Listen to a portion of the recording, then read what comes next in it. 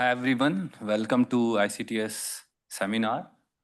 And today we are happy to have Professor David Simmons-Duffin from Caltech, and he will be talking about seeing through the confinement screen, DGLAP, BFKL mixing and light ray matching in QCD. Over to you, David. Okay, thanks a lot. Thank you for the invitation. I'm excited to talk about this work to this excellent audience. And I very much welcome questions or comments throughout the talk. Feel free to interrupt me. So I'm going to be talking about a couple papers that came out this summer. One of them with Xuanhan Chang, Hao Chen, and Huaxing Zhu. And then another paper that's very closely related with the same authors, plus a few more.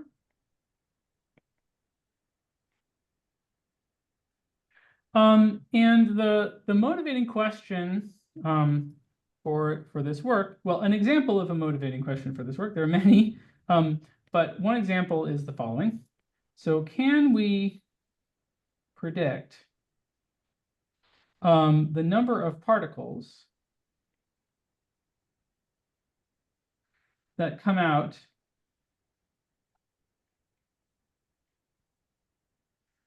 of a high energy process in QCD?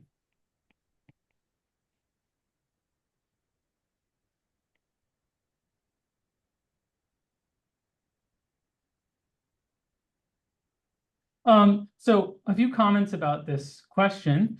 First, I'm asking about particles, not partons. So I'm not asking how many hard gluons or quarks come out of this process. I want to know how many actual particles come out. And our notion of what a particle is depends on the energy scale at which we work and the appropriate effective description for that energy scale. And in this talk, for simplicity, I'm going to be thinking about particles as being particles in the effective field theory of say, pions that's valid below the confinement scale. So these you could call stable and metastable particles. If you want, you could work in an EFT that is adapted to a lower energy scale where you don't include the metastable particles and only include the stable ones. And that would be fine too. And the paradigm I talk about can be adapted to that case. But just for simplicity, I'm going to be mostly focusing on the threshold, the confinement threshold. And so when I say particles, I mean particles in the EFT below the confinement threshold. Okay. So as an example of the type of high energy state that we might want to measure particles coming out of, we could create a high energy state by acting on the vacuum with a local operator, let's say. So we have some state psi, which is given by O of P, acting on the vacuum. And O could be some local operator, like, for example, trace F squared. And I'll often write Q, I'll define Q squared as P squared. Okay, so we act with the local operator on the vacuum. We give it a lot of energy, and this creates a high energy state. And then, as we know, what happens to this state under time evolution is quite complicated. And so the answer to this question, can we predict the number of particles that come out of a high energy process in QCD, is kind of yes and no. And there's a physical interpretation for the yes and for the no. So the yes is related to splitting, and the no is related to hadronization. So the picture, the physical picture for what happens is you act on the vacuum with some operator, let's say in some region, and particles come out. These particles undergo splitting. So they, because of interactions, they split into other particles, and that happens repeatedly, many, many times. And if the initial state is very high energy, then the initial splitting can be described using perturbative QCD. The idea is that this splitting is governed by the behavior of QCD at high energies, and we know how to describe that because of asymptotic freedom. So we can use make a perturbative description of this splitting process. But at some point, enough splitting happens that the effective energy scale gets small enough and it becomes close to the hadronization scale. And then there's some weird stuff that happens. Particles hadronize, and that we don't know how to describe perturbatively. And then after that process, what comes out are these stable or metastable hadrons. Now, as I mentioned, splitting is perturbative. So one way in which we could try to answer this question is to ask what happens if we start with some high energy process, Q, and we change the energy of the process by a little bit. So we send Q to Q plus delta Q. So the new thing that's happened is because this process has now slightly more energy, there's a little bit more splitting. And this additional splitting happens at high energies, so it should be describable perturbatively. So this gives the idea that maybe we can't predict exactly the number of particles that come out of the collision, but we can predict the evolution of the number of particles with this energy scale Q. If Q is already high, then if we evolve Q up a little bit higher, then we can say how much more splitting occurs, and in that way try to characterize how many more particles there are. And this is an old idea, but what I'm going to focus on in this talk is essentially a framework for implementing this idea that I think is very conceptually clean. And because it's conceptually clean, it makes it a lot easier, at least for me, to think about applications of this framework. So in this talk, I'll give a framework for approaching this question. And in particular, this framework will cleanly separate splitting and hadronization.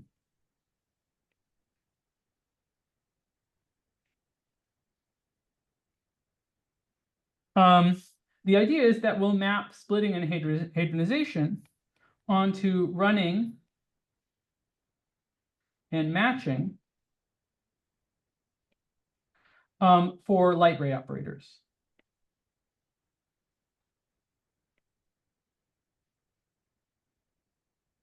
And in this talk, the light ray operators in this talk are all going to live at future null infinity. And I'll often use the terminology that a light ray operator at future null infinity is called a detector. So the idea is we're going to understand splitting and hadronization in the language of running and matching for detector operators. So let's look at our motivating question about number of particles that come out. So let's be a little bit more precise about this question. So we could look at an observable, which we could call hadron number flux. Can I ask a question? Sure. Just to understand, so this splitting thing is completely given by the, let's say, the chiral Lagrange, right? How many pions or something come out of a process? No. So the idea is that this splitting process here is given by perturbative QCD. And what is this blob physically doing? I mean, are we doing? So the blob is hadronization. So it's basically colored particles forming flux tubes between them and becoming bound into uncolored hadrons. The circular blob or the rectangular blob? Circular blob. What is the Oh, initial? sorry. This is like O of P. This is the high energy source that created this state. This diagram is a very schematic. It's not really a technical diagram. It's not really a Feynman diagram. It's a cartoon. I was just asking what kind of process are we looking at, so that's physically to understand and have some. Yeah, so I'm going to define exactly in a moment the matrix element that I'd like to compute. Okay. Maybe that will help. Okay, so the operator that we'd like to measure is hadron number flux. So this is this is an operator n that depends on a direction, because we're measuring the flux of particle number in that direction. And so for me, z is going to be a null vector. So it's 1, n, where n is a point on the celestial sphere. So that's an SD minus 2. And so z is a null vector. And this hadron number flux operator is supposed to measure the flux of particle number in the EFT of hadrons, so in the chiral Lagrangian, let's say, in the direction of z. So we can write it down in terms of creation and annihilation operators for that EFT. So it's going to be a sum over hadron species. And it's just going to have an integral over energies that I'll explain in just a minute. So integral over energy from 0 to infinity, e to the d minus 2.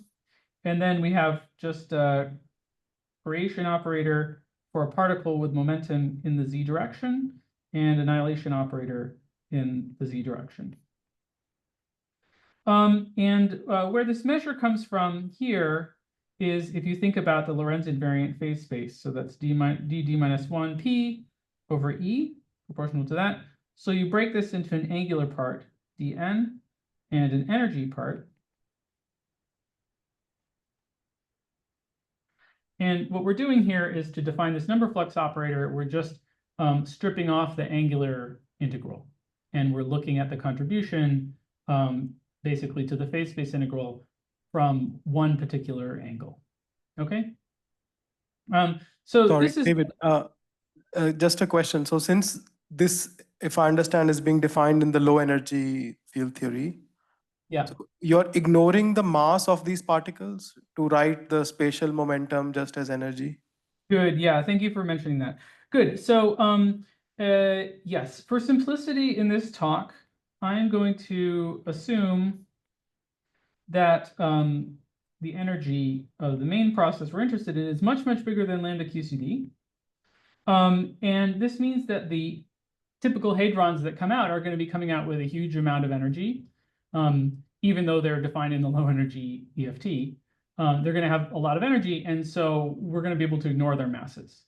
This is an approximation, and it's possible to back away from this approximation. It doesn't actually change the story in this talk, but it will make writing down formulas simpler. But it could be that, you get a lot of particles, each with a small amount of energy, even though Q was large. Yes. So whether this approximation is important or not depends on what you measure about those particles. If you measure something where you are, it depends on basically the energy weighting that you give those particles. Mm-hmm. In other words, how much do high energy particles contribute relative to low energy particles? Okay, thanks. Okay. So for now, let's imagine we're making a measurement that is not so sensitive to the low energy particles and is dominated by the high energy particles. Okay, thanks. Yeah, good question. Thank you.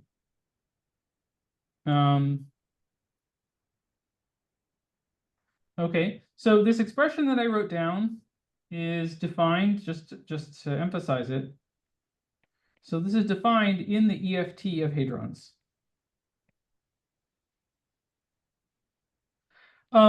Why? Well, because this is what we would measure. This is what we actually build our detectors to do. We see the low energy particles. That's what we see. And so it makes sense to describe our measurements mathematically in terms of the things that we actually see. But what is this matrix element I'm interested in? Can I ask a question? Sure. Yeah, so it's related to what Raghu asked just a few minutes ago. That imagine that we have the detector and its threshold, you put some threshold energy that you only measure particles above that threshold. Yeah. And now if you scale Q and the threshold together, do you expect that the numbers will remain unchanged? So one of the main things I'm going to advocate in this talk is for organizing detectors in a way that basically does not allow you to put in such a threshold. So I'm going to focus on detectors that transform irreducibly under the Lorentz group, and that will make it tricky to implement thresholds. So anything with a threshold is going to be a non-trivial linear combination of these detectors. You could, of course, deal with that, but it's simplest conceptually to think about detectors that don't have thresholds in them. Yes. If that makes sense. Perhaps I can address your question again later in the talk. Please ask it again if it's still unclear. Okay, good. So what do we want to know? Well, what I'm asking is, what is the matrix element of this hadron number flux operator in the state psi? And the basic problem here is that this hadron number flux operator is defined in the IR, right? It's defined in the EFT that describes the IR particles, but this psi state is defined in the UV, right? For example, we could take it to be this psi that I defined earlier in terms of some local operator acting on the vacuum, where the local operator is like a QCD local operator. Okay, so we have this matrix element, and it involves these mixed pieces from different EFTs. And this is where the idea of matching comes in. Okay, so the framework that I'm going to talk about relies on some hypotheses. And what are the hypotheses that make this work? So the first hypothesis is that perturbative QCD contains an intrinsic set of light ray operators at future null infinity. So it's Scri plus, and I'll call these detectors.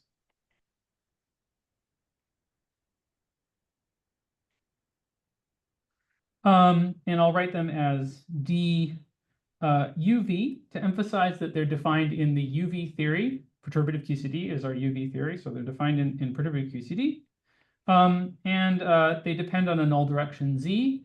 And there could be multiple such detectors, so they could have a subscript I. So that's the first hypothesis. And the second hypothesis is that IR measurements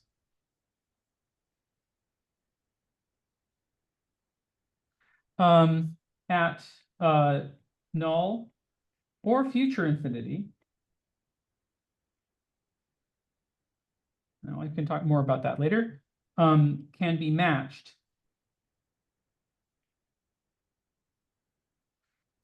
onto a sum or linear combination of the DUVs.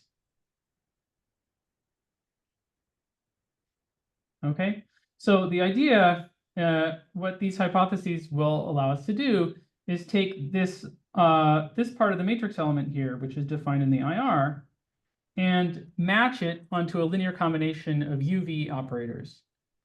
Once we've done that, then we end up with a linear combination of matrix elements that are all defined entirely in one effective theory, namely perturbative QCD, and that could be computed perturbatively.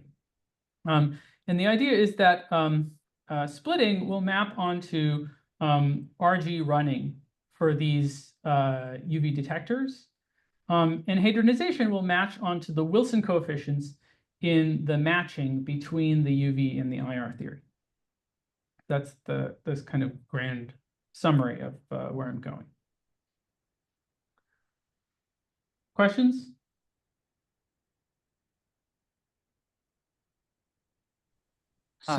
Just to I have a understand. question, David.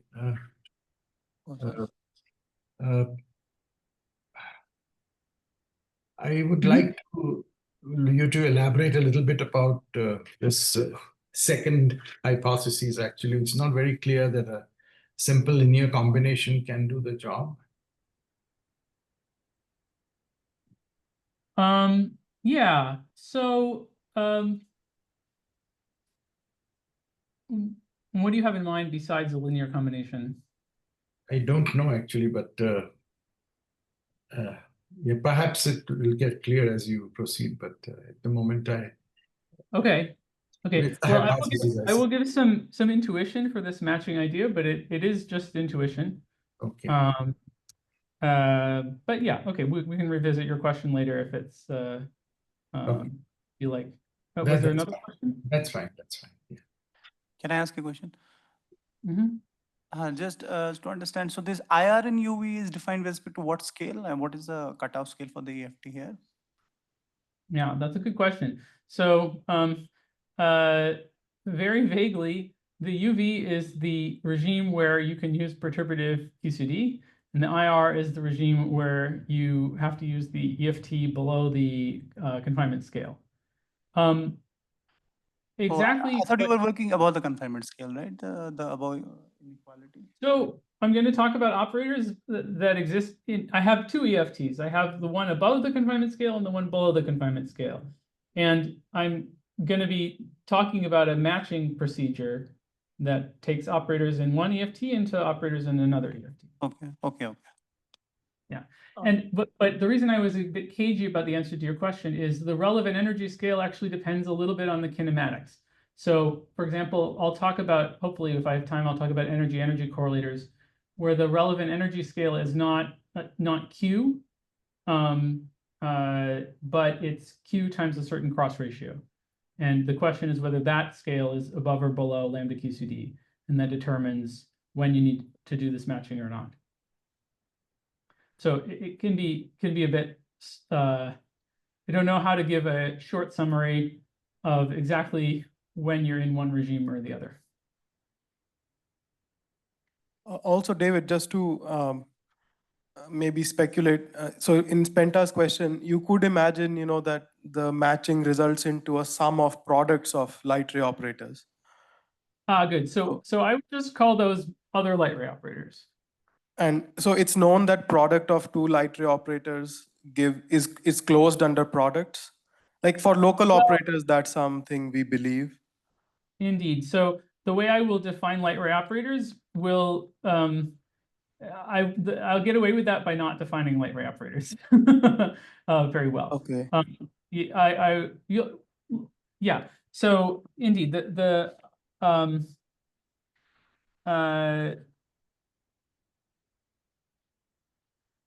yeah, I guess I'm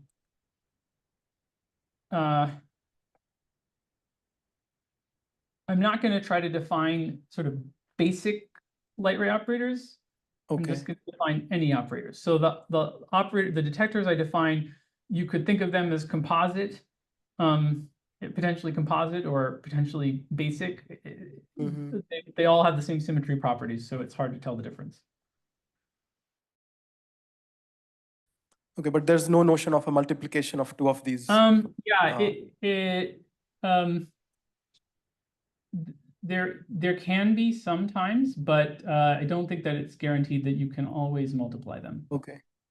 Yeah. Okay, thanks.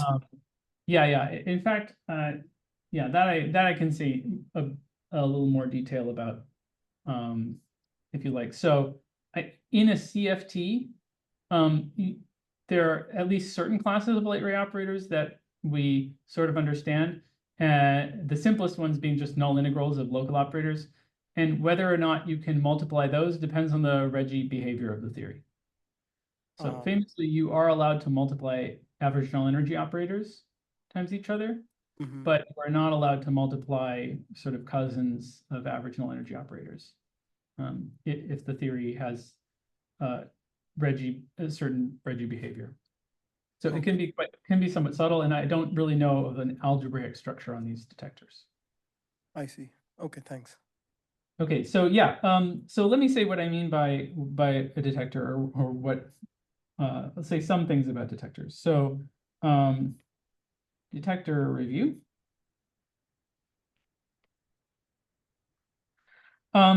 Okay, so a detector is a light ray operator at future null infinity. So if I draw Penrose diagram of Minkowski space, then the detector is something associated with a null line along future null infinity. So this detector D of Z is associated with this null line, and Z labels the null line. Detectors are translationally invariant.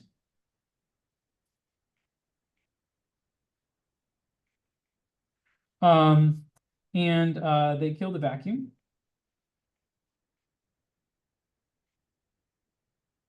Without loss of generality, we can take them to transform irreducibly.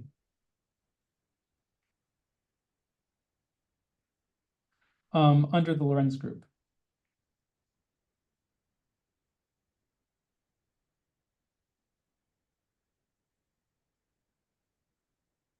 So what does that mean? Well, in this language where detectors are labeled by a null vector, that means that, for example, if I do a Lorentz transformation of a detector D of Z, then Z just transforms linearly. Like that. And the irrep that the detector lives in is related to the homogeneity of the detector in Z. So this detector D of Z has some homogeneity in Z with a boost weight that I'll call J sub L. So J sub L is the boost weight. Such an object transforms in a representation with a Young diagram that looks like a single row of length JL. But importantly, for me, JL is we're going to allow it to be a complex number. So we're going to allow Young diagrams where the length of the first row can be an arbitrary complex number. One nice way to think about this, these types of representations, you've actually seen, many of you have seen these before. We can think of the Lorentz group as the conformal group of the celestial sphere. And then this object with definite boost weight is just a primary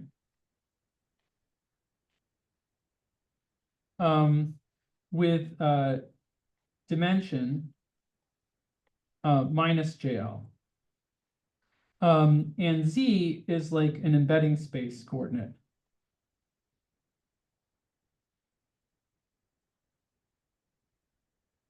For SD minus 2. Okay, so these types of representations, you can think of them as primaries on the celestial sphere.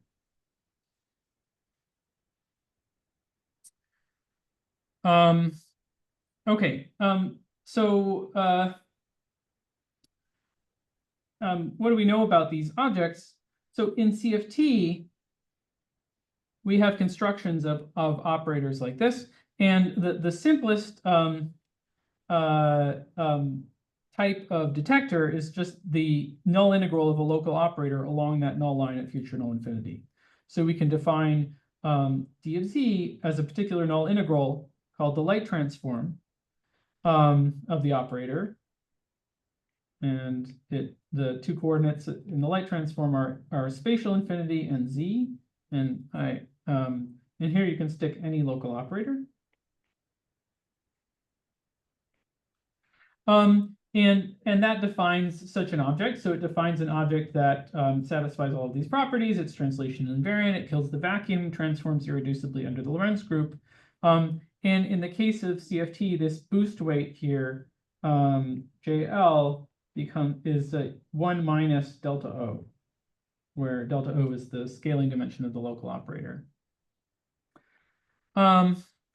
Another thing that we know in CFT is that these operators, so these L of O's, are connected by analyticity and spin.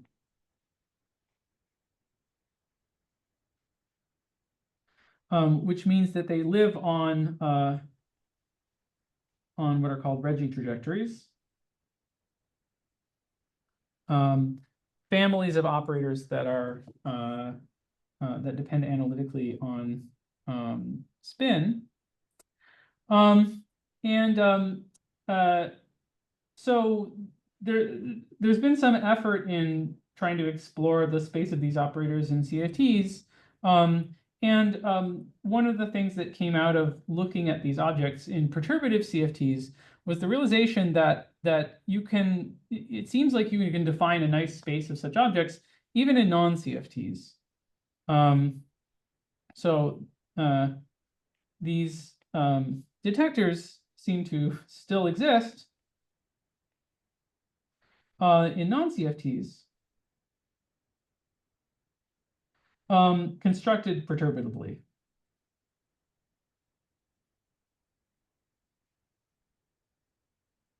So I can give you sort of two working definitions for the space of detectors, and neither of which is very complete, but which seem to agree. So the first definition is, in a CFT, detectors are things that are related by analytic continuation and spin to light transforms of local operators. And that's a definition that works fine in CFT.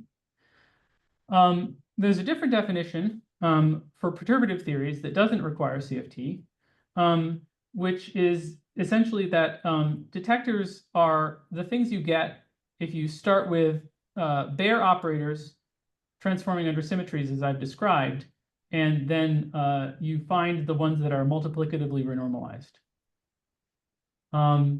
So in perturbative CFTs, the sort of intersection of the Venn diagram of these classes of theories, these two things seem to agree with each other. But neither definition sort of covers all theories. We don't have a good non-perturbative definition of what it means to be a detector. Okay, so mostly in this talk, I will be working with the sort of this second definition that will construct detectors perturbatively by writing down bare detectors and renormalizing them. There seems to be a consistent picture popping out, but I would love to be able to give a better non-perturbative definition. Sorry, David. So, if there is no non-perturbative definition, how do you define these in the chiral Lagrangian? I mean, there you gave some definition in terms of A dagger and A, but yeah. So the chiral Lagrangian is a perturbative theory. okay. Right? So you would write down bare detectors in that perturbative theory. An example would be that number flux operator. Then you could study loop corrections. You might find that this operator suffers from some IR divergences that you have to subtract, but you would do that systematically. Okay. Okay, thanks. Sure. Okay, so so when you're saying multiplicatively renormalized, you mean like this one operator and it doesn't kind of mix with others and the renormalization running, or you have a set of operators which are some small subset which mixes among themselves? Yeah, that's right. So I'll give a more precise example of a distinction between operators that are multiplicatively normalized and ones that are not. But yeah, the idea is that these are operators where there should be some finite set such that the RG running mixes them with some matrix, but it's not, you don't need an infinite matrix to describe the RG running of these things. Okay. Yeah, I'll try to give an example of that later. Okay, so we can try to visualize these detectors with what I'll call a Chufrouchy plot.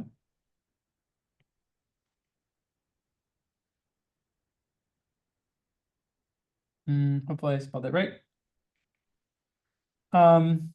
So the detectors that we will be paying attention to, well, so the Chufrouchy plot, in the Chufrouchy plot, we plot on the x-axis, we have JL, the boost weight of the detector. And actually, for reasons that I can explain later, we usually plot 2 minus d over 2 minus JL. Okay, but so this x-axis is the boost weight. And then on the y-axis, we have the scaling dimension of the detector. So, and for reasons that I can explain, we usually plot 1 minus delta L. So if we were in a CFT, so here's the reason for these funny coordinates. So in a CFT, this 2 minus d over 2 minus JL would be equal to delta minus d over 2 for the light transformable local operator. And this 1 minus delta L in CFT would be equal to J for the light transformable local operator. So some of you may have seen these plots of J versus delta minus d over 2 in CFT. If we instead think about detectors and think about JL and delta L, then this plot will also make sense in a non-CFT. Okay, so in perturbative QCD, at tree level, one very important class of detectors are the so-called 45 live on this 45-degree line. These are called DGLAP detectors.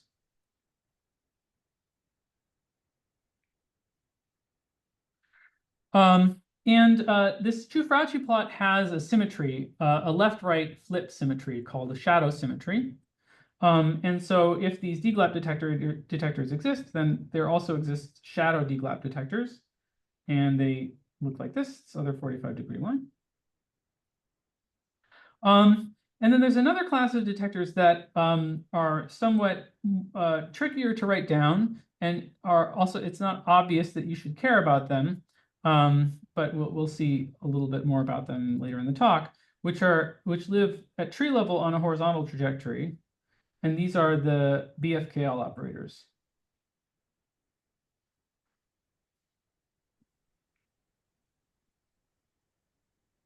Wanted to And yeah, I wanted to know, I mean, in what sense are these detectors? I mean, suppose you had just QED, which at low energy is just a CFT, right? Just theory of photons. yeah. So Yeah. what is it that you will measure? What is it that we measure? Yeah, in QED, I mean, if can you explain? So the DGLAP detectors are essentially energy-weighted versions of these number detectors. So they measure flux of particles traveling in a particular direction, weighted by some power of their energy. That's what the DGLAP detectors are. The BFKL detectors are trickier. They measure in QCD, they measure some kind of pairwise color correlations. So basically you sort of measure color propagating in one direction and in another direction, and then you smear those directions, both of those directions, against an appropriate kernel. I see. Okay, thank you. Those are the definitions of bare DGLAP and bare BFKL operators. And then to get the actual operators, you have to study the renormalization of those objects. Okay, so the picture for what happens is that when you turn on the coupling, let's say the DGLAP operators get some anomalous dimension. David, this is a picture for perturbative QCD or for the chiral Lagrangian? This is for perturbative QCD. For the QC, okay.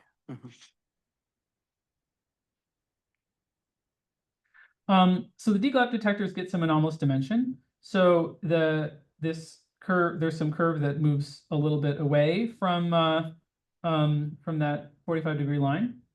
And the BFKL detectors get some anomalous dimension as well, and so they also move a little bit away. At this location where the tree level trajectories cross, there's some resolution of a singularity. The curves basically do level crossing avoidance. So one goes there and one goes there. And then this picture is left-right symmetric. So we have something like this. And then what happens near the origin actually, as I mentioned later, it depends on the number of quark flavors in your theory. But it could go like that, or they could have or they could have recombined in a different way. The idea is that these trajectories move and they recombine into one well, at least conjecturally, one smooth Riemann surface.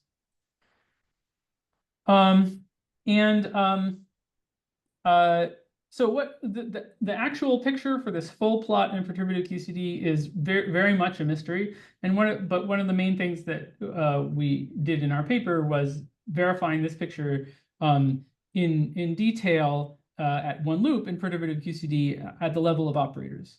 And I should say this picture for how this is supposed to work was, my understanding is it was known implicitly in the QCD literature for a little bit, but then I think it was first written down explicitly, to my knowledge, by Brouwer, Polchinski, Strassler, and Tan in the context of n=4 Super-Yang-Mills theory.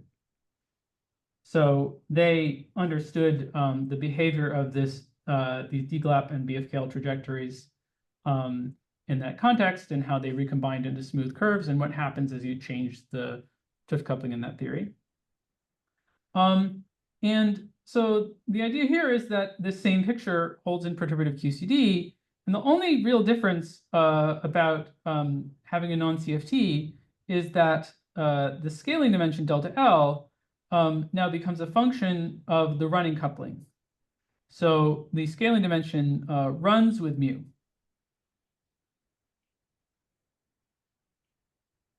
And so in particular, this picture changes with mu. And consequently, the picture is also scheme dependent.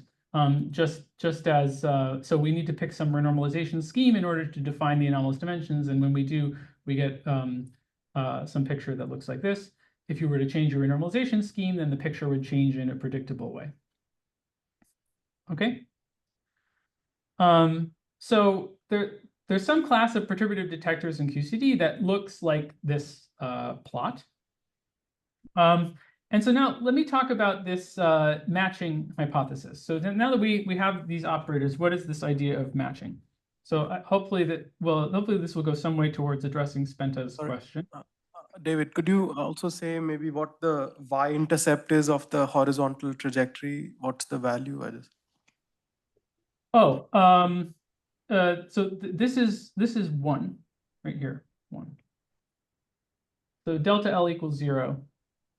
So 1 minus delta L is equal to 1.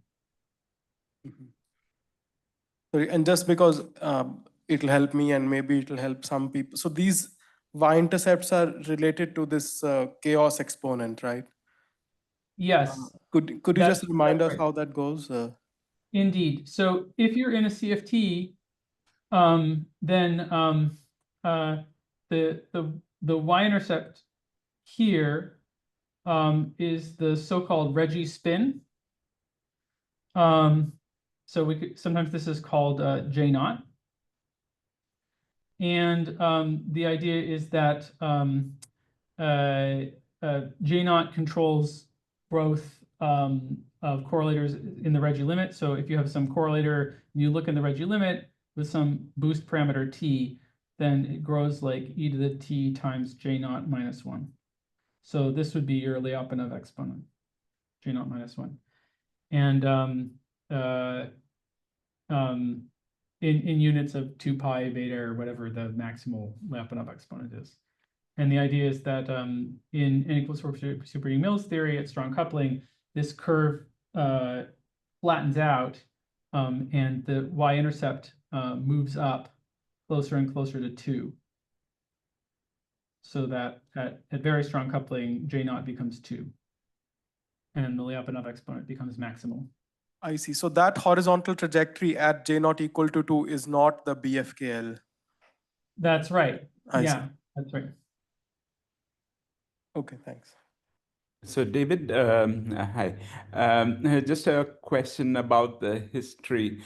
So you mentioned you were using the second definition of these detector operators, but presumably, and you seem to imply that the original, you can also think of these DGLAP and BFKL operators in the language of the light ray operators in at least the perturbative regime.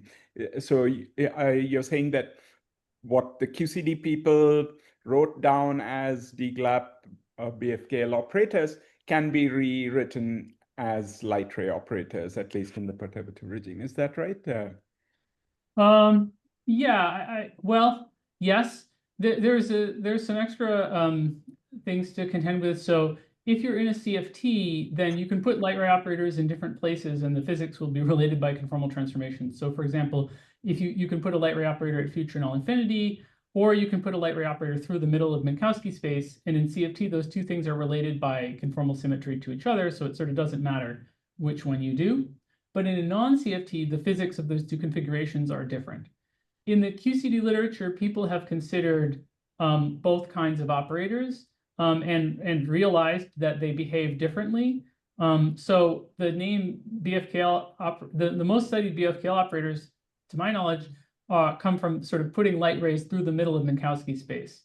And there, the way that they are defined and renormalized is much, much more subtle than what happens if you put them at future null infinity because of the ways that symmetries work. If you're in a non-CFT, I can explain that a little bit more later. But so there are these. The point is that in a non-CFT, there are these sort of different classes of things that you might that are all unified into one object in CFT. And all of these things, I'm sure, have been studied in different forms in the QCD literature. I mean, they've written down many different things. I guess the only thing I want to advocate for that is they should draw this plot, and they should think about Lorentz symmetry, especially in the context of operators at future null infinity. That I think is sort of helpful for organizing things. But for operators through the middle of Minkowski space, it's a much trickier subject. Okay. And for n equals to 4 super-Young mills, because it's a CFT, they're all sort of the same in some. Yeah, that's right. So in the CFT, there's no such choice to make. And in n equals 4, there's been a lot of progress in understanding this plot in the planar theory of via integrability. So there are some really spectacular plots people have been able to make of these Riemann surfaces, and even for complex J and delta. You can see all the Reggie trajectories and all the intricate things that they do at like lambda equals 50 or whatever sort of coupling you like. I think what happens in the non-planar context is still very much a mystery, even in n equals 4. Okay. Okay, thanks. Sure. Okay, so let me try to describe this detector matching idea. So let's draw a Penrose diagram again. Let's imagine that we have our high energy process happening somewhere in the middle of Minkowski space. So then and so we have this high energy thing here, and then out here at infinity, we're trying to measure this, let's say, number flux operator. So the idea is that the first thing you might try is to say, okay, well, I have some high energy process in the middle of Minkowski space, so maybe I can kind of draw some kind of UV region around it and say, I'm going to use perturbative QCD to describe what's going on in that UV region. And then you might say, you might guess, well, okay, this number flux measurement in infinity should map onto some kind of measurement in the UV region, right? It should be at least conceptually possible to make some measurement of stuff in the UV and predict what particles are going to come out in the IR. So there's some kind of matching where this n of z matches onto something in here in the UV region. We don't know what it is. Maybe it's sort of far from the the place where the local operator was inserted, but not too far away. But this kind of matching is tricky because when we're matching, we should really use symmetries to help us. And the operators in the UV theory that have the nicest symmetry properties are these detector operators. right? Because they transform irreducibly under the Lorentz group. Whereas if you tried to write down something in this UV region, whatever you write down, it's not going to transform irreducibly under the Lorentz group because you could always sort of boost it out of that region. So the idea is that instead of matching onto something out in here, we should sort of re-expand these UV question marks in terms of the nicest operators in the UV theory, which are these detectors. So we sort of do some re-expansion onto these DUVs. So it's kind of like a combination of matching from the IR to the UV, and then some kind of Taylor expansion around future null infinity that we do for the purposes of symmetry. Okay, so that's the idea. These operators, these detector operators, have nicer symmetry properties, so we use them as a basis. So we can say, let's take our number flux operator, and we're gonna assume that it matches onto some linear combination of detectors. So we have some detectors D of Z with some coefficients C sub D that we don't know, and then the point is that Lorentz symmetry constrains the form of this sum. And this hadron number flux operator in particular has boost weight J sub L, which is 2 minus D. It's because boosts act like dilatations on the celestial sphere. So the boost weight of a number operator is just minus the spatial dimension of the celestial sphere. And that, by the way, we could go back, I'll slide back to the where I wrote down this operator. Here you can just verify from the definition that it has homogeneity 2 minus D in Z, just from the form of this integral. So this is an operator, it's an IR operator, but it has definite boost weight. And so that means that we should do this matching onto a linear combination of detectors with the same boost weight. So these will be some UV detectors with boost weight JL, where JL is 2 minus D. David, I have some, I mean, I have some confusion about this, what you're saying. So if you look at the UV part that you have circled there on the diagram, in that sense, I mean, the states, the QCD states are gauge invariant quarks and gluons, right? I mean, that's the perturbative regime. On the other hand, the detectors D, mu, nu measure, let's say, very fast-moving protons, neutrons, pions, right? So how is it possible to make this connection that you are proposing? I'm just confused. I'm sorry. Maybe I didn't understand. So these detectors, these UV detectors, they are labeled by a null direction and they transform as if they live at future null infinity, but they're measuring quarks and gluons. That's what they do. I see. So they measure quarks weighted by some powers of energy, and they measure gluons weighted by some powers of energy.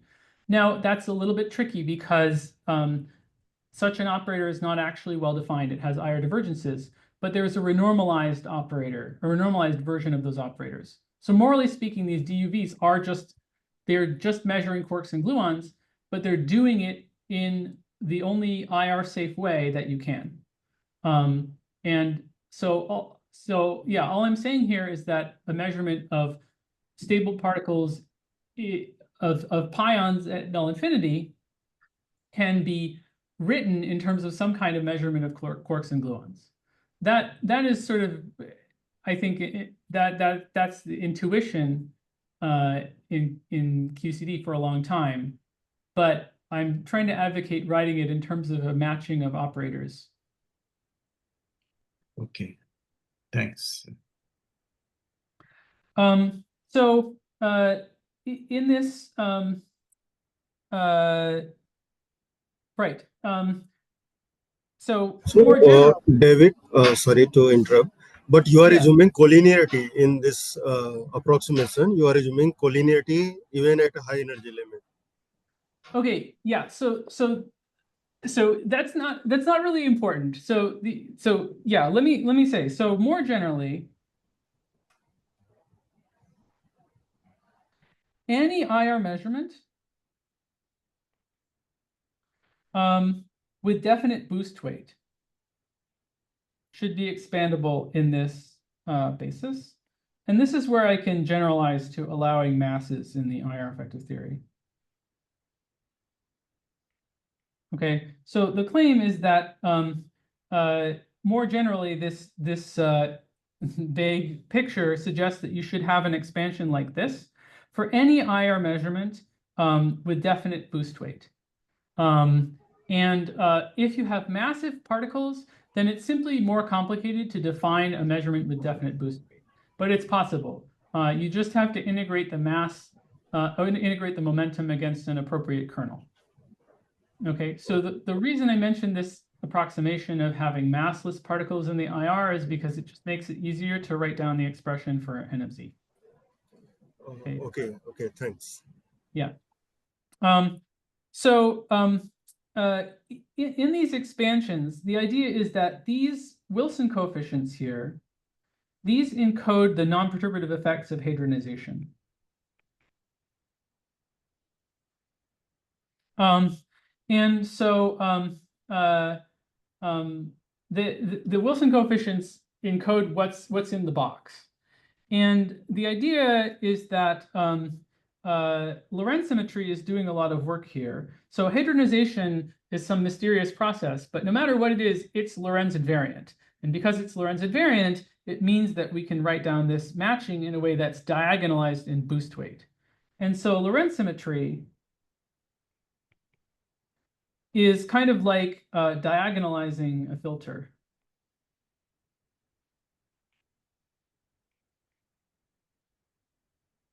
Right, like if you have a filter in optics and you want to undo the effects of that filter, what you should do is find the eigenstates of the filter and find their eigenvalues. And then when you express things in terms of an eigenbasis, then you can divide by the filter. So the idea here is that hadronization is like a filter. When we look at particles from the IR, we're only able to observe them after the effects of hadronization. But by going to definite Lorentz representations, we can diagonalize that filter. The eigenvalues are these Wilson coefficients. And then if we like, we could invert the filter if we wanted to. So that's the idea behind the title of the talk, Seeing Through the Confinement Screen. So I want to compare and contrast this matching of detectors with local operator matching, because I think it's instructive. So let's recall matching for local operators.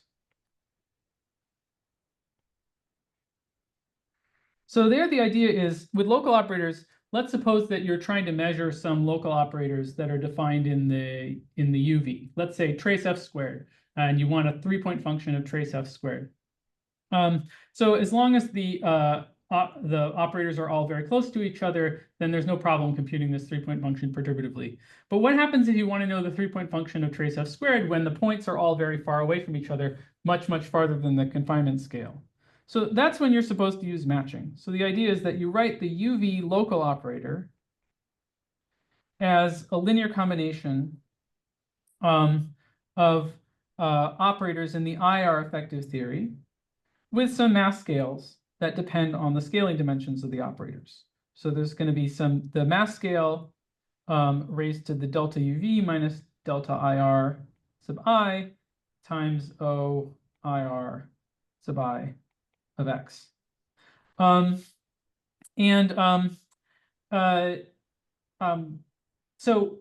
once you have this, once you know this matching, then you can compute correlators at long distances, right? Like the correlator of 3 f squareds at long distances is just you insert this sum, and it gives you a sum of correlators in the IR effective theory. And I like to look at both sides of this equation. So one comment is that this OUV is a precisely defined. It's precisely defined. That is, like, if you have the path integral of QCD, I can say what OUV is. It's trace f squared maybe times some renormalization factor. But I can tell you exactly what it is and say I'm measuring trace f squared, at this renormalization scale mu. But by contrast, the thing that is on the right-hand side is some effective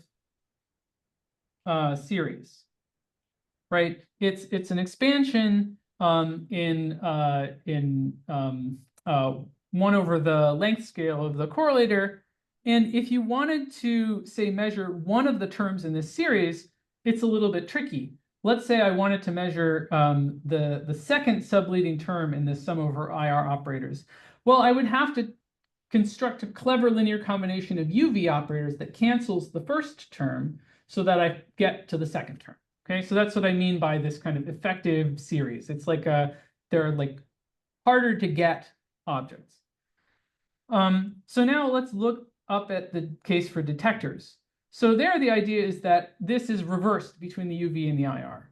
So the precise things are the IR detectors, because those are the things that we can precisely measure. Like I can build a detector that measures just one pion and then turns off. And so its role is to just measure pions. I can be very, very precise about what it measures.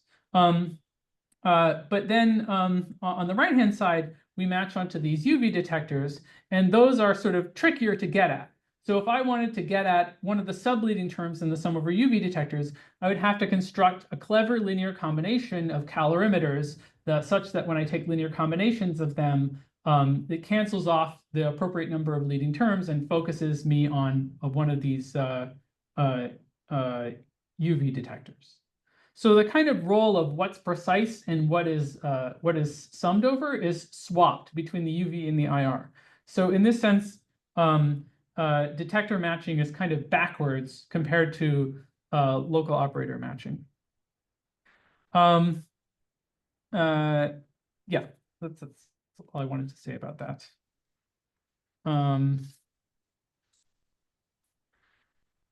Okay. Good. David, So can I ask a question? So usually, like at least for the local operators, in some sense, there are more UV operators than IR operators, right? In some sense. Yeah. Because IR describes a smaller subset of degrees of freedom. So, like this last equation, which expresses UV in terms of IR, is not quite invertible in some sense. Right? So I'm trying to understand, so in what sense is this IR detector operator being written in terms of UV? Are these CIs really unique? Like, because you would expect that there are many kind of combinations of UV operators which have the same effective description in the IR.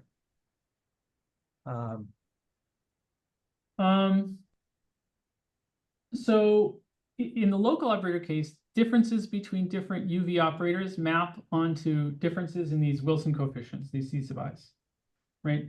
Basically, like the set of IR effective operators is the same, right? No matter what the UV theory is, and no matter what UV thing you measure, but different UV measurements give you different linear combinations of IR operators. Right. Yeah. So for the local operator, the CIs are well defined. That is fine. Okay.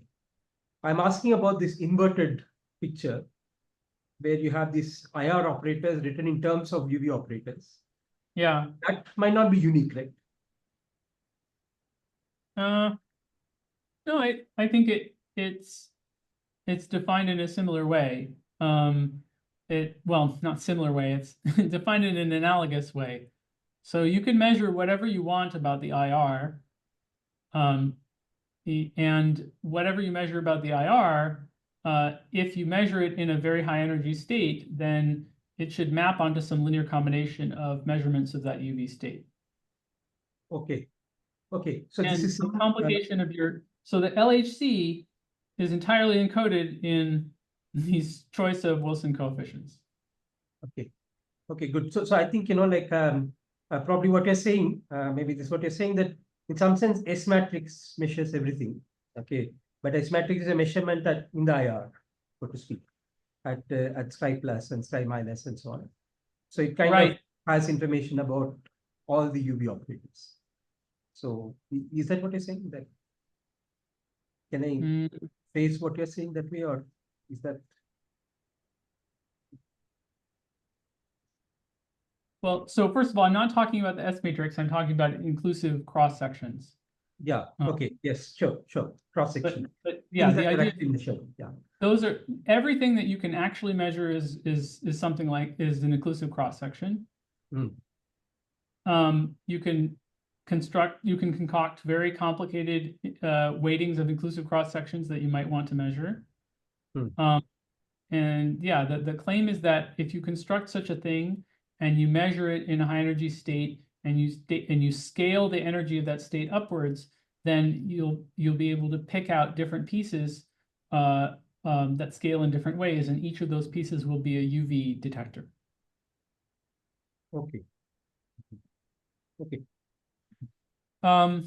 Okay, so let's use this hypothesis to address the question that I started the talk with. I have one question. So I'm just trying to understand this IR and UV relation. So is the summation has to be finite? No, so it's an infinite sum, and in fact it's really like a EFT expansion, right? It's like an EFT expansion, exactly. It's an infinite sum, and it has some regime of validity that depends on the energy scales. And in all this analysis, you will never restrict yourself to a finite sum, right? Because then it's an infinite sum, but the idea is that at high energies, the leading term in this sum will be the most important. Okay. Thank you. Okay, so let's use this idea. We're going to take this matching equation here, where we have n of z matched onto some linear combination of UV detectors at JL equals 2 minus D. If we take an expectation value of that, then we find that n of z in some state with energy Q becomes a sum of these Wilson coefficients times essentially powers of 1 over Q to the delta L of the detector. And the natural energy scale to put here is lambda QCD. So the idea is that this sum of detectors becomes an expansion in lambda QCD over Q. So at very high energies, the detector with the smallest delta L will dominate. And if you remember the gymnastics of the Ciuffracci plot, where we plot 1 minus delta L, that means that it's the highest point on the Ciuffracci plot that dominates this sum. So let's look again at the Ciuffracci plot for perturbative QCD. So we have the BFKL trajectory, we have the DGLAP trajectory, and the shadow DGLAP trajectory. And then when we turn on the coupling, these things recombine, and we get some smooth curves like this. So the idea is that because we're looking at this operator n of z that has definite boost weight, JL equals 2 minus D, then we should take this plot and we should draw a vertical line through that boost weight. It turns out that 2 minus D actually coincides with the place where the tree level DGLAP and BFKL trajectories intersect. So we'll draw a vertical line that looks like this. And then the terms that contribute in the light ray matching are the places where this vertical line crosses the Reggie trajectories of the theory. And in particular, the leading term will be this one at large Q. And so there's something subtle about this in perturbative QCD, which is that in order to figure out the anomalous dimension of that contribution, you have to resolve this mixing between the DGLAP and the BFKL trajectories, precisely because 2 minus D coincides with the tree level intersection of those trajectories. So resolving this mixing is one of the things that we did in the paper. One of the things that happens is that, so at tree level, you have this 45-degree trajectory and a horizontal trajectory, and then they get resolved. And the anomalous dimension that you get, this little segment here, goes like square root of alpha s, which is a little bit unusual in perturbation theory. Someone's commenting that they can't see the whiteboard. Can other people see? Yes, you can see. It in the room, yeah. At least Okay. I can see it. Yeah. Yeah. Okay, so good. So precisely because we're looking near this resolution of the intersection, you get an anomalous dimension that goes like square root of alpha s. And so what you find in this case, for example, is so to focus on the leading term, we can look at something like d log q of log of the expectation value of n of z in this state with energy q. And that will be approximately equal to minus delta L of the leading trajectory. So that would be the minimum value of delta L, the highest point on the Chiu-Fauci plot, evaluated at alpha s of q, and JL equals 2 minus d. And because of this interesting resolution of singularities, this goes, as I said, like square root of alpha s. So the actual formula is 2 c sub a over pi alpha s, all inside the square root, plus order alpha s. So this is a prediction for the growth of what you might call jet multiplicity with energy. And this result was arrived at before in the QCD literature, but my QCD colleagues tell me that it relied on some difficult to justify scaling assumptions. So what people did is they looked at the DGLAP anomalous dimensions, which are basically how much this DGLAP trajectory moves as a function of JL. And they knew that something interesting had to happen at JL equals 2 minus d. But if you just take the DGLAP anomalous dimension by itself without resolving its mixing with BFKL, then you get a pole at 2 minus d. So they knew that there was a pole and they had to regulate the pole somewhere. And they came up with some ad hoc prescriptions for regulating this pole to arrive at this answer. But here, this framework, it's very clean and clear what you need to do. You just need to find the anomalous dimensions of the light ray operators, resolving mixing if it occurs, and then simply evaluate the anomalous dimension at JL equals 2 minus d. There's no ambiguity and no scaling assumptions or anything like that. So that's one nice thing that pops out of this. It's not a new result, but I think it's a simpler understanding of an older result. So probably you said this, David, but when you a little while ago you said that there's even for a fixed JL there is typically an infinite sum of these UV operators. Now I thought the DGLAP and the BFKL were just a family of these operators. So in what sense? I mean, so amongst these families, of course, this is the leading one. But how does one know that this is the leading one in an absolute sense, or that's an excellent question. So this is an open question, and there are two ways that I'll mention that one might try to address this. So the first is looking in perturbation theory. So trying to construct operators and renormalizing them and computing their anomalous dimensions in perturbation theory and seeing if there's anything with a larger delta L at this value of JL. And this hasn't been done enough in this context. And I think there's, a systematic study of this hasn't been done. It's possible that this is the leading operator, and the conjecture for why would be that at leading order of perturbation theory, these two mix, and so it gives this sort of root alpha s boost, the root alpha S is bigger than all the alpha S corrections. So in order for something to compete with this, you would need a similar mixing effect.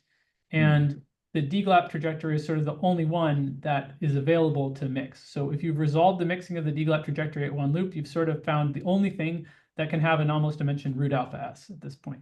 So I think it's close to a perturbative proof that this is the leading contribution, but I don't really know how to classify all the light ray operators, so there could be holes in that.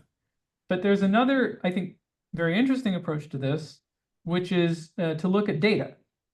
So switch back to black. So the more general version of this formula is you can take dd log q of log of the expectation value of any IR detector with definite JL as a function evaluated in a state with energy q.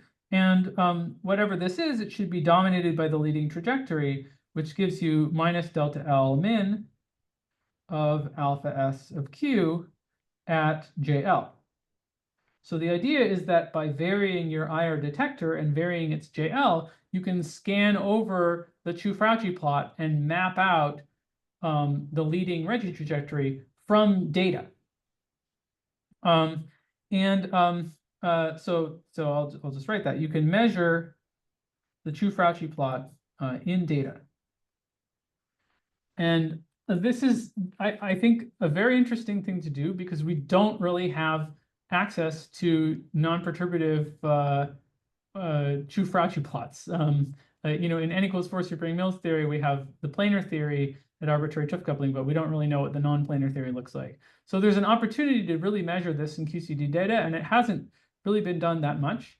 The thing we did in the paper was we measured it in Pythia, and we found a nice matching between Pythia simulations of this quantity on the left and the one loop anomalous dimensions of the recombined BFKL and DGLAP trajectories that we computed. Someone should do a much more serious study of the data. In particular, it would be very nice to do this in actual experimental data, not simulated data. So I think that would be the ultimate sort of answer to how seriously you should take this whole framework, and also answer to your question about what is truly the leading contribution. We should measure the Chu-Fauci plot of QCD and see what it looks like. And if you were really good at it, you could also measure subleading trajectories in the data, although it would be more difficult. Does that address the question? Yeah, yeah, thanks. Sorry, Okay. David, just a couple of things. So if you're Yeah. strictly in the free theory, then you know that the DGLAP is the leading one for past that intersection point. Yeah. Okay, so that's known. So strictly in the free theory, we know. And could you say one more time where the square root of alpha S was coming from in the splitting? Yeah, sure. So square root of alpha S is easy to understand. So the idea is that at tree level, what we have is a degenerate Riemann surface. And so you could think of this degenerate Riemann surface as being like the equation like xy equals 0. Okay. Right? That's a degenerate Riemann surface. And then the idea is that when you turn on the coupling, the 0 gets replaced with alpha S. Mm-hmm. So the value of x at generic y is of order alpha S, right? Mm-hmm. But there's a very special thing, which is that if you set x equal to y and ask for the location on the curve, then you find x is the square root of alpha S, right? So that's just this this hyperboloid, and the fact that when you resolve the hyperboloid, the part closest to the origin sort of moves the most. Okay, but shouldn't we have measured it just vertically? Why are we going at this angle? This seems to require This going this at... is a mathematical toy model for what happens when you resolve a degenerate Riemann surface. Mm-hmm. The actual equations should be tilted appropriately to look like this. Sorry, I was just thinking if we make a model of this two-level, level repulsion, if Yeah. you have equal entries on the diagonal and you give an off-diagonal entry that is of size alpha s, I presume, because that's the Hamiltonian. Yeah. The energy levels move linearly in the off-diagonal parameter, right? Right. So is there a way of understanding where the square root comes from in a 2x2? Oh, okay. I think I understand your question a little bit better. So one important thing is that at tree level, these operators form a log multiplet. What does that mean? Sorry. So what that means is that so the way the mixing works is that you have these two trajectories. If you evaluate the DGLAP trajectory and the BFKL trajectory at that point, they're actually the same operator. They're not different. And so to get a two-level system, you need to study like their sum and their difference. So you need like the DGLAP plus the BFKL, and that's one component of your matrix, and the other one is DGLAP minus DBFKL, and as a function of JL, this actually vanishes at JL equals 2 minus D. So you need to divide by JL minus 2 minus D, like that, and then take a limit as JL goes to 2 minus D. And this thing now transforms like a log multiplet under dilatations. So it actually, if you do a dilatation, it shifts by something proportional to the other component. So the problem with your model is that you're thinking about starting with an identity matrix, but you should actually start with a nilpotent matrix. I see, interesting. So it's like kind of in the free limit, there's like a state which is null, which is becoming non-null as. Perhaps. Okay. Because you're going from like one operator to two operators, right? Like in the. Yeah, I guess. And if you didn't divide by the denominator, the lower component would just be 0. Yeah, but you can divide by the denominator. Okay. So these two operators both exist in the free theory. They just don't transform. The dilatation operator is not diagonalized on them. I see. Okay, thanks. Sure. But David, as Spenta asked earlier, this approximation is valid only in low density limit, because at high density there will be nonlinearity. No? So is that expansion is still valid in terms of CI? I think that the way I've written the expansion, it's so close to being tautological that it has to still be valid. Oh, okay. No geometric scaling and it's just kinematics. It's just using symmetries. So I haven't tried to tell you what the actual UV operators are. In perturbation theory, I can say what the leading UV operators are that contribute to certain quantities, like for example, this particle number. But there could be very complicated UV detectors that might sort of get turned on when you look in very complicated states.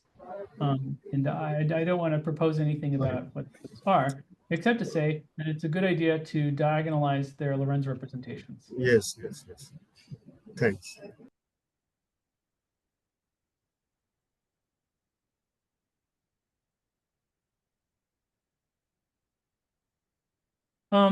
So let's see. I guess I'm pretty over time. Or I don't know, how much time am I supposed to take? Yeah, we are flexible with the time, David. So if there's something interesting you have to tell us, we can go like 15, 20 minutes. It's fine, I think. Okay. Because there were also a lot of questions. Maybe I'll mention another application of this. that I think is nice, which is to looking at energy correlators at small angle. So if you look at the energy correlator in QCD, so that's an expectation value of two energy detectors, E of N1, E of N2, it's a state of energy Q. And typically people plot this as a function of some cross ratio zeta, which is 1 minus cosine N1 dot N2 over 2, and runs between 0 and 1.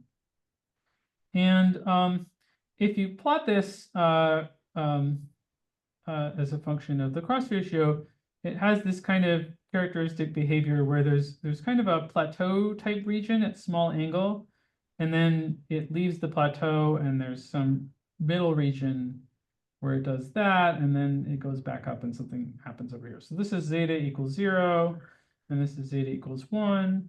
And this middle region is well described by just plain old perturbative QCD. So for this middle region, you plug in what the energy detector is in terms of quarks and gluons. It's just the integral of the stress tensor written in terms of quarks and gluons, and you just calculate it perturbatively. But at some point, at low angles, there's a crossover where perturbative QCD ceases to apply, and this is the sort of confinement transition from the point of view of the EEC, and it happens when zeta times q squared is approximately lambda QCD.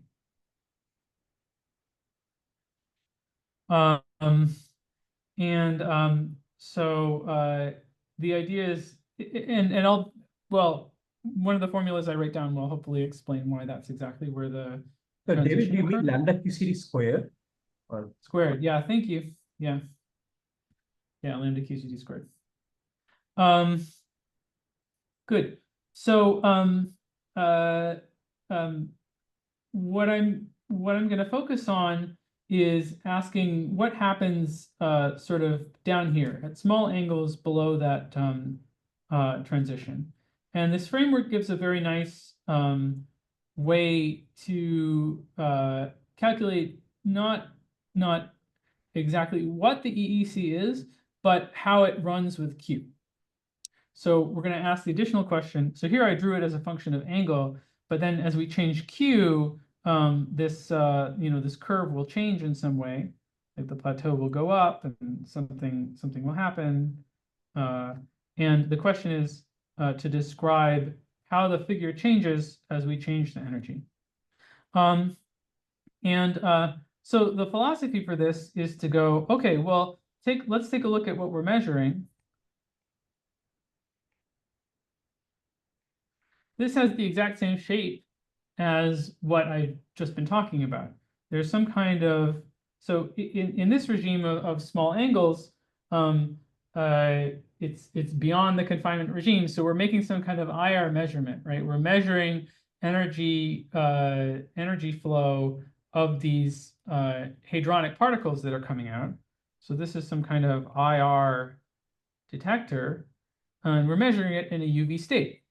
So what we want to do is we want to match onto some sum of DUVs at some values of JL. The only thing standing in our way is that this IR detector is not doesn't transform irreducibly under Lorentz transformations. It doesn't transform like a single primary on the celestial sphere. It transforms like a product of two primaries on the celestial sphere. So we should diagonalize the Lorentz group by performing the OPE. So what we should do is take this E of N1, E of N2, and perform an operator product expansion in the IR effective theory. So we're going to get some kind of sum over different JLs that will appear and different IR detectors that will appear, some coefficients, some differential operator that is determined by Lorentz symmetry. And let me just finish writing the formula, and I'll make some comments about that differential operator. So it depends on N1 and N2 and can have derivatives, let's say, with respect to N2. And then we have some kind of hadronic light ray operator with some values of JL and K. So kinematically, this is basically just an operator product expansion on the celestial sphere. So this differential operator that appears here is determined by the Lorentz symmetry group or conformal symmetry. And it's just the same differential operator that appears when you study the OPE and CFT. This OPE here is something that you should perform entirely within the IR effective theory. So it's a completely perturbative computation just involving like creation and annihilation operators for these IR particles, these hadrons. And as an example, if you do this at tree level, what you find is that it gets contributions from just so-called double twist operators of 2 E's. So these are double twists. And the JL value for these happens to be -6 minus 2n, and n is an integer going from 0, 1, ... And at tree level, those are the only terms that appear in this OBE. And then you can turn on QED corrections and compute QED corrections to these terms if you like. And so now the idea is that once we've done this OBE, we've now diagonalized the Lorentz symmetry. And so then we can match each of these hadronic light ray operators onto a linear combination of perturbative QCD light ray operators. So now we do matching, and we get a sum over JL and K of some new coefficients, which are products of these OPE coefficients A and matching coefficients C. And they will depend on the renormalization scale times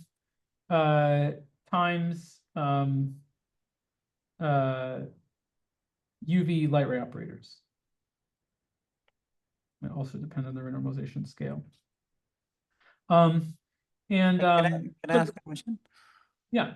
So now you're looking at Q below the confinement scale, right? The right-hand side had Q in the denominator, right? Earlier.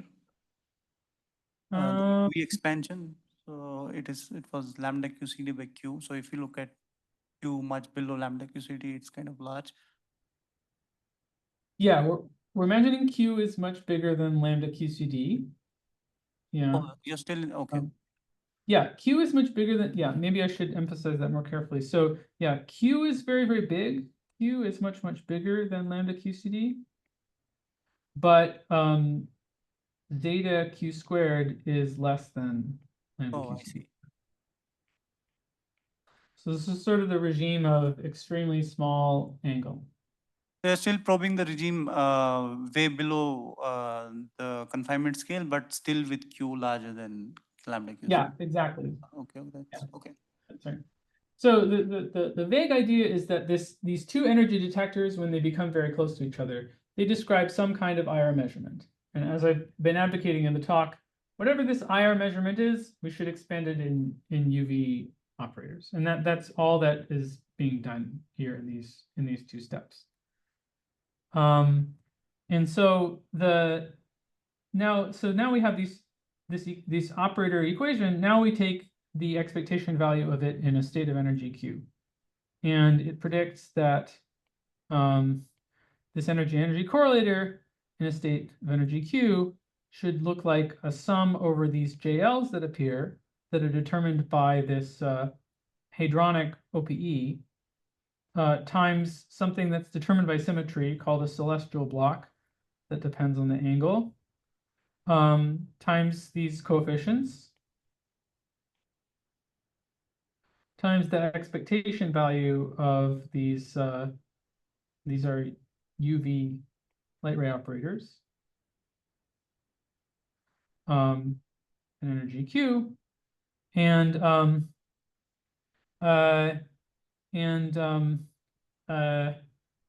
if you yeah, so in particular, you can ask, well, yeah, let me just do a little bit of rearranging here. So this celestial block turns out to go like a power of JL. It looks like -6 minus JL over 2, which in this case, if we plug in this double twist value, is just zeta to the n. And so in the end, if you use this double twist approximation, you get an expression that looks like q squared times the sum over n of zeta q squared to the n times some coefficients times a classically dimensionless ratio of these light ray operator expectation values. Maybe I think I need to draw a picture here. So the idea is that in the Fibonacci plot, we have the DGLAP trajectory, and these double twist trajectories that I'm talking about, they live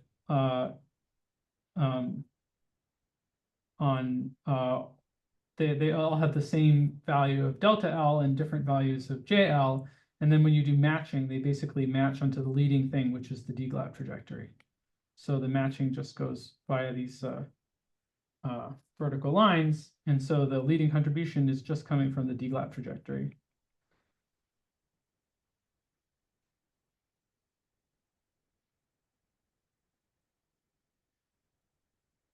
So what it predicts is that if you look at this EEC, it's a series of integer powers in this combination, zeta q squared. And the running of each power is controlled by the DGLAP anomalous dimension at a particular value of JL.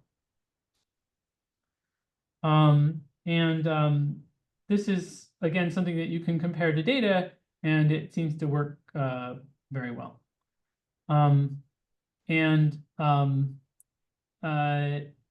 At the same time that we came out with this result, there were, I think, 4 other papers from the QCD community that all arrived at a description of the running of the EEC at small angles. And the only thing I can say about these other papers is that I didn't understand any of them. So I'm sure they're correct. But I think again, one of the virtues of this framework is that it lets you do apparently cutting edge QCD calculations by just saying the words running, matching, and OPE, which are words that I'm more comfortable with than the traditional technology. Sorry, David, could you just say one more time what the result is? So you're trying to predict the Q running of the low zeta part of that curve that you drew above. Yeah. And Yeah. So what is the answer? So what was the answer? So the idea is that the Q running of this curve reduces to the Q running of this combination. And this combinations, the reason I divided by this particular power of Q is that this ratio classically doesn't run. So its running comes entirely from the anomalous dimension of the DGLAP light ray operator. Mm-hmm. So the prediction is that there's an overall power of Q square outside, and the n equals 0 term contributes. Exactly. That's so the largest one. Exactly. So exactly. So let's take the EEC as a function of Q. Let's divide by Q squared. The Q squared makes sense because EE is 2 powers of energy. So we have to divide by 2 powers of Q. And then let's take the n equals 0 term in this expression, which means the term that's constant as a function of angle. And then we can take d d log q of log of this, and that should be minus delta L of the DGLAP trajectory at JL is equal to -6. See. That's the prediction. And there's a similar prediction for each value of n. So really, it describes how the whole curve changes and shifts as q changes. And this delta L could be calculated, this anomalous dimension Yeah, perturbativity. that's right. And this is calculated in perturbative QCD.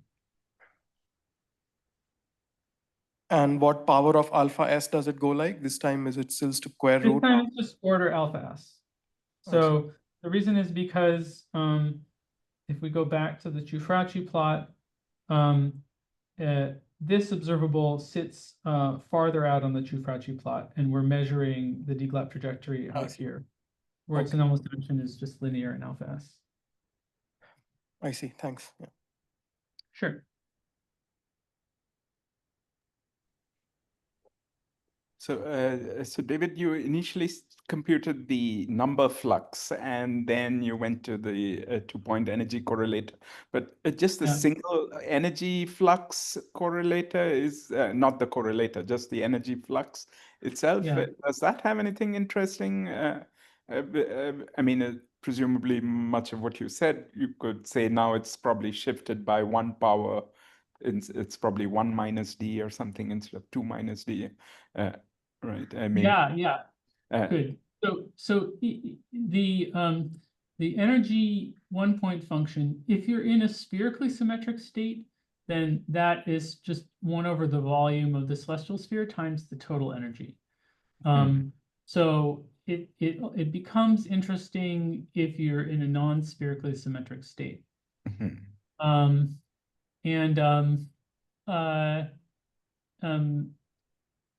Let's see, what can one say about it? So in that case, that's the average null energy operator, and it matches onto itself, and it doesn't receive an anomalous dimension. So there's no anomalous scaling associated to it. And that's another also known intuitively as the statement that like these processes of splitting and hadronization preserve energy. So there's nothing really, nothing very interesting there. Yeah, I mean, it is interesting to think about the expectation value of the Anneck operator in non-rotationally symmetric state. That's, for example, where the Hoffman-Maldacena bounds come from. I'm not really sure about what the situation is in QCD, like what the most interesting state would be to think about that. I actually have to think a little bit more. And I guess it's too far away to apply to all the squark gluon plasma kind of energy flux and stuff like that. I mean, that's probably quite. I mean, since you're, it's probably anyway strongly interacting, and it's not something that this would give you much of a handle on. Would you say? Yeah, I don't know. I mean, I haven't thought about that very much at all. Yeah, I mean, I think what the true Fauci plot of QCD like actually looks like, what the full true Fauci plot looks like, is very much an open question, and I think probably the understanding the physics of quark gluon plasma must map to some particular regime or type of operators on that plot. But I honestly haven't thought much about it. Yeah, thanks for a great talk. Sure, thank you.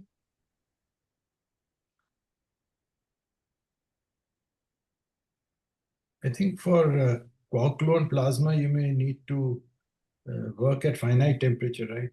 Finite temperature QCD.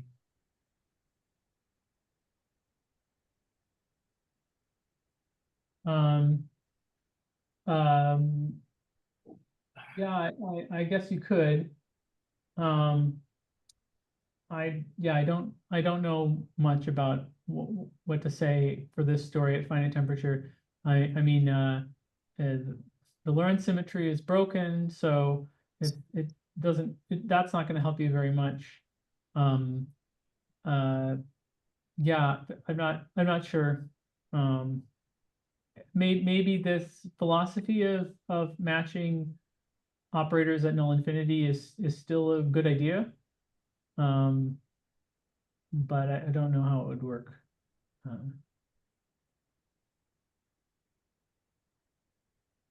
So David, the experimental data that you were mentioning would be measured like practically from what? From E plus E minus collisions or? Yeah, excellent Contour? question. Yeah, it would be cleanest in something like E plus E minus collisions, because that provides a model of the thing that I mentioned, where it's kind of like just acting with a local operator on the QCD vacuum, where the local operator would be the electromagnetic current, for example. Right, So but yeah, that would be non-rotationally symmetric state, right? So, it's true. Yeah. so in that you could ask the previous question about the energy distribution and so on. But Yeah, I suppose you could. Yeah.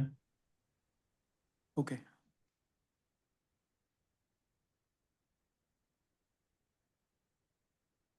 Any other questions? Or?